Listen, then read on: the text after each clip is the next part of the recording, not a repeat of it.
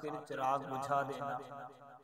ایک صحابی رضی اللہ تعالی عنہ حضور اقدس صلی اللہ علیہ وآلہ وسلم کی خدمت میں حاضر ہوئے اور بھوک اور پریشانی کی حالت کی اطلاع دی۔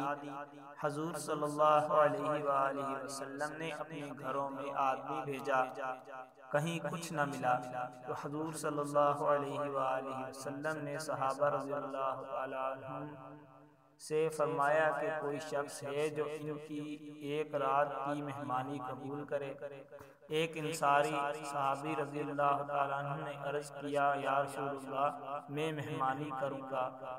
ان کو گھر لے گئے اور بیوی سے فرمایا کہ یہ حضور صلی اللہ علیہ وآلہ وسلم کے مہمان ہیں، جو اکرام کر سکے اس میں کسر نہ کرنا اور کوئی چیز چھپا کر نہ رکھنا۔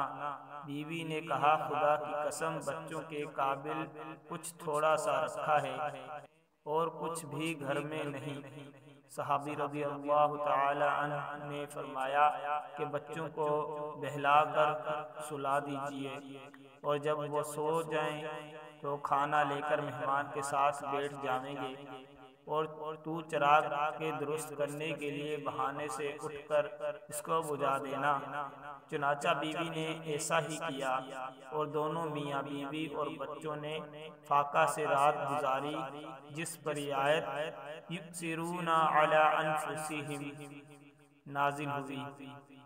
ترجمہ: اور ترجیح دیتے ہیں اپنے جانوں پر اگرچہ ان پر فاقہ ہی ہو۔